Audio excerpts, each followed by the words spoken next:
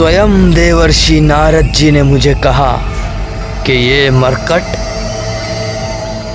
तेरे पतन का कारण बनेगा। मेरे होते हुए आपका पतन? कभी नहीं।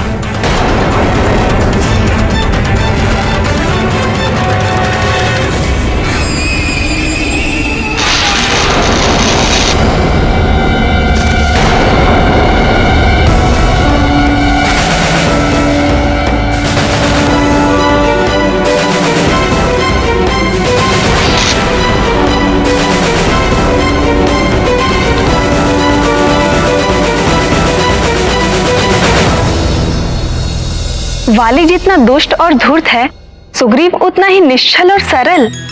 कितनी सरलता से वो घमंडी वाली के झूठ में आ गया। निर्मल मन जन सो मोहि पावा, मोहि कपट छल छिद्र न भावा। सरल व्यक्ति जैसा स्वयं है वैसा ही संसार को देखता है।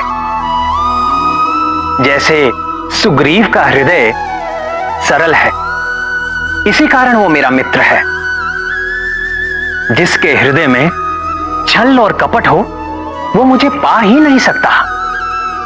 कपट करने वाला सोचता है कि वो सबको मूर्ख बनाकर अपना स्वार्थ सिद्ध कर रहा है, किंतु अंत में वो अपनी ही हानि कर बैठता है। जैसे देखो, आज वानर राज सुग्रीव की देवता तक प्रशंसा करते हैं, जबकि वाली अपने कर्मों के कारण हर लोक में निंदा का पात्र है।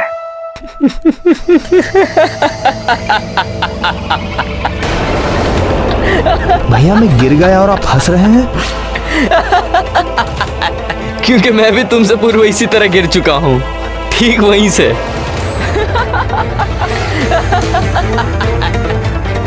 कौन है वहां? कौन है? कहां गए? ये सब तो यहां से आ रहे थे, कहां गए?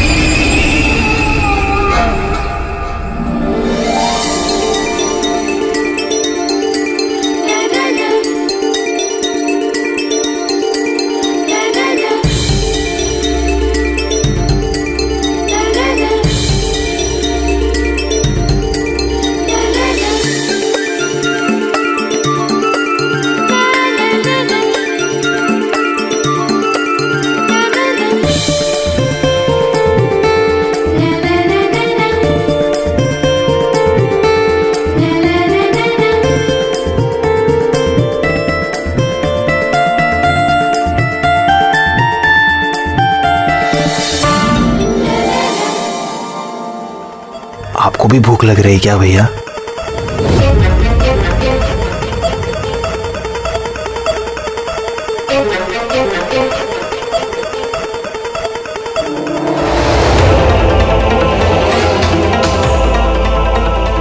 आपने मेरे प्रश्न का उत्तर नहीं दिया भैया। कहाँ ढूंढूं?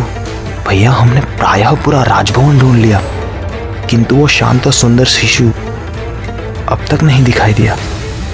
शांत सुंदर? मरकट बोलो, मरकट शत्रु है वो हमारा। मुझे क्षमा करें भैया, मैं भूल गया था।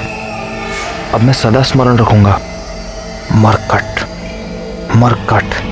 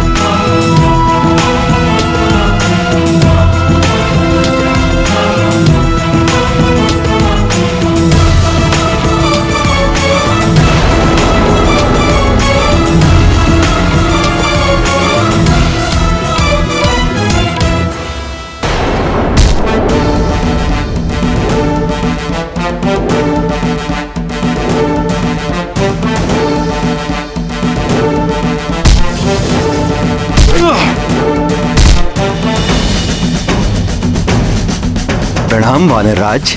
आइए अमात्य, कल युवराज के षष्ठी संस्करण की सारी व्यवस्था हो गई। जी वानरराज, आपसे कुछ परामर्श करना था। किस विषय में? 10वें दिन के नामकरण और संस्कार के लिए अतिथि की सूची के विषय में। सर्वप्रथम युवराज के नाना वानरराज कुंजर। वानरराज, मैंने तो उनका नाम सर्वप्रथम लिख लिया था। अयोध्या नरेश महाराज दशरथ से आरंभ करके अंग, उत्कल, कंबोज, कैकई, काशी, मिथिला, सोबीर, चैदियर,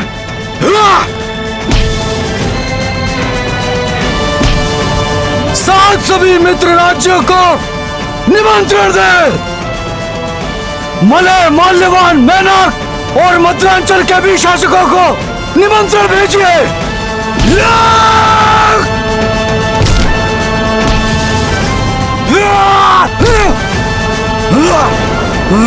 परम पूज्य ऋषि बनक, ऋषि मगध और ऋषि अगस्त को तो आना ही होगा। साथ ही दंडकानन, मतंगारण्य तथा नैमिषारण्य में तपस्या कर रहे सभी ऋषियों को संदेश दीजिए कि युवराज को आशीर्वाद देने अवश्य पधारें। और हमारे सीमावर्ती किष्किंधा के राजा ऋक्षराज और उनके पुत्र वाली और सुग्रीव।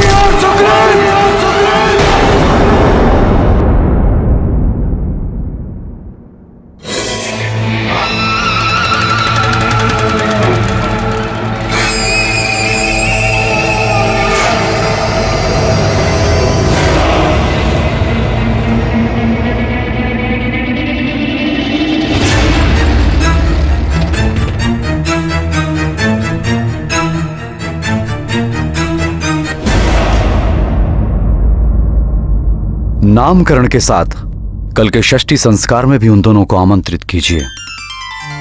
प्रणाम महाराज। महाराज, ऋषि शवानी के शिष्य आपसे मिलने की अनुमति चाहते हैं। आने दो। जी महाराज।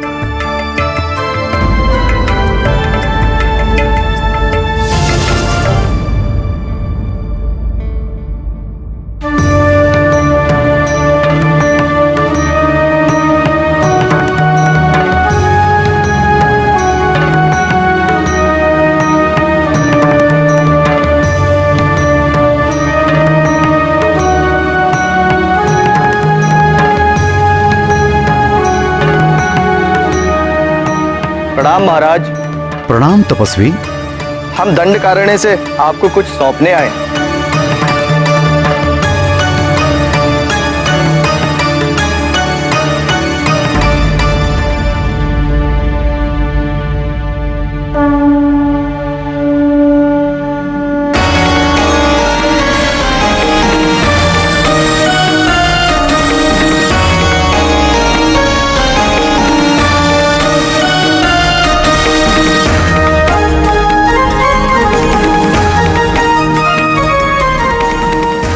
यह अष्ट धातु से निर्मित एक सिद्ध गदा है महाराज।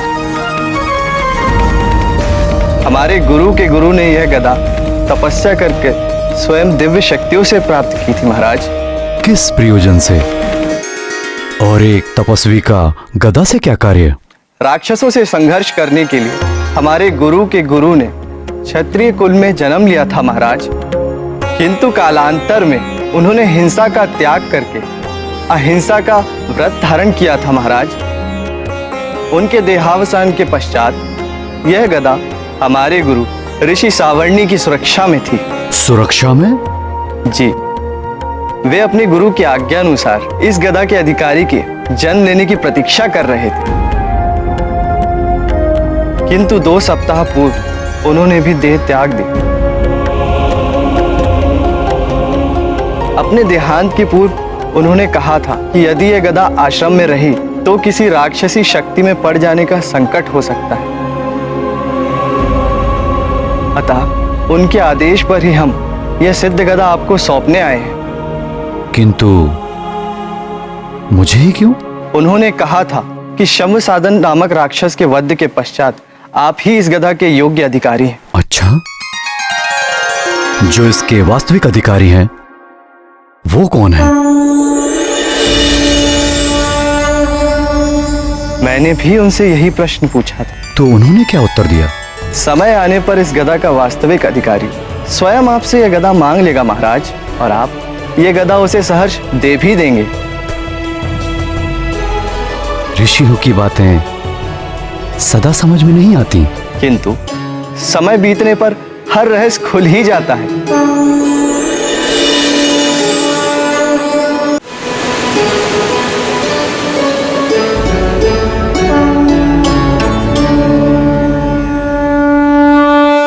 किंतु इस गदा में क्या विशेष है? वानर राज, यह अमोघ गदा है। अपने लक्ष्य पर चोट करने के पश्चात वापस अपने स्वामी के हाथों में लौट आते हैं। और दूसरी विशेषता इसकी यह है महाराज कि इससे टकराने वाला चाहे वो कठोर से कठोर तत्व से ही क्यों ना बना हो, इससे टकराकर खंड खंड हो जाता है।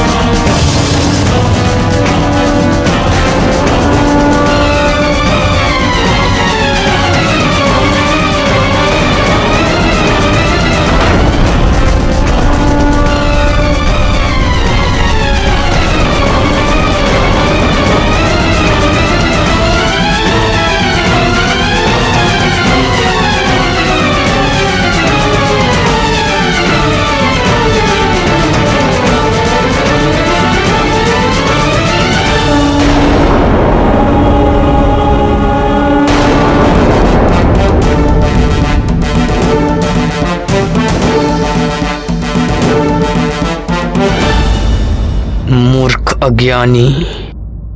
अब मैंने क्या किया भैया? मैं तो कब से यहाँ पे चुपचाप खड़ा हूँ। तुम नहीं, ये तपस्वी इतना भी नहीं जानता कि इस गदा का योग्य अधिकारी कौन है। कौन है भैया? कौन है? मैं महानतम। और कौन? वो तो आप हैं भैया। ये गदा तो किष्किंधा में होनी चाहिए। मेरे पास मुझ महानतम के हाथ में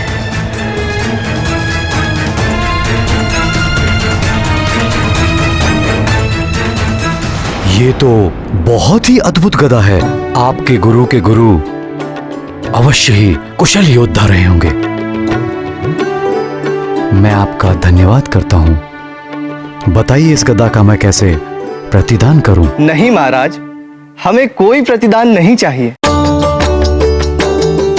आप राक्षसी आक्रमण और आतंक से निर्दोष मनुष्यों व प्राणियों की रक्षा जैसे करते आए वैसे ही करते रहे।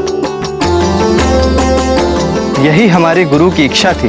प्रजा की रक्षा करना राजा का कर्तव्य होता है और ऋषियों को दान करना भी राजा का कर्तव्य है। मंत्री जी, महाराज। इन युवा तपस्वियों को हमारी ओर से 1 सहस्त्र स्वस्थ गायें प्रदान करें। अब आप लोग विश्राम करें और कुछ दिनों तक हमारे अतिथि बनकर रहें। आपकी जय हो राजन।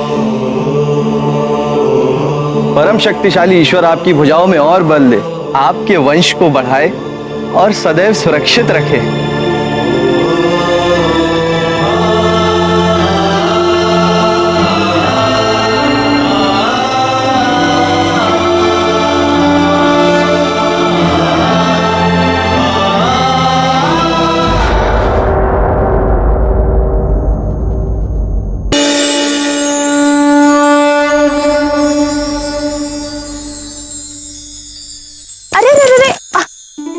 अभी नहीं बेटा, अन्नप्राशन के पश्चात आ जाओ।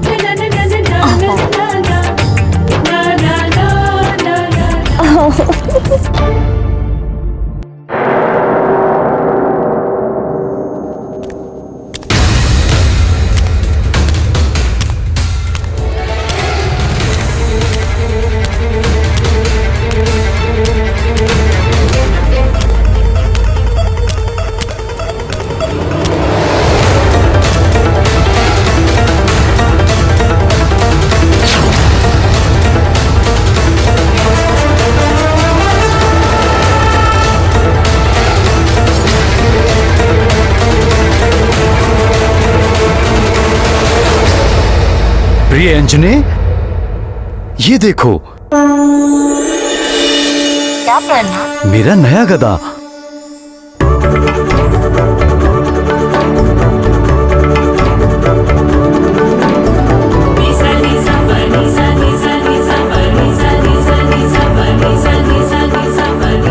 जानती हो इसकी विशेषता क्या है? क्या आर्यपुत्र? ये अमोघ गदा लक्ष्य पर चोट मारकर स्वामी के हाथों में स्वयं वापस आ जाता है। और उससे भी अधिक विशेषता है, ये कठोर से कठोर शस्त्र को एक ही टक्कर में खंड खंड कर देता है।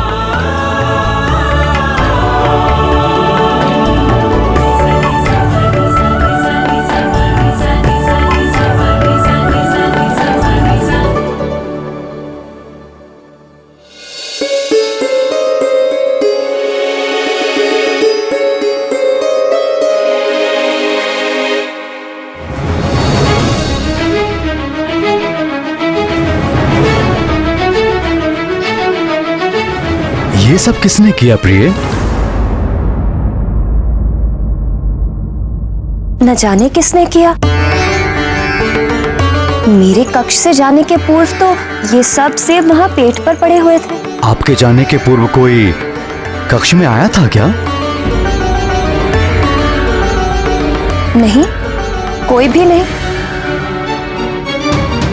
सिर्फ आपके ये पुत्र ही थे। किंतु हमारे पुत्र तो कुल 5 दिन के हैं। वो यहाँ तक कैसे पहुँच पाएंगे? वो तो अभी खड़े भी नहीं हो सकते।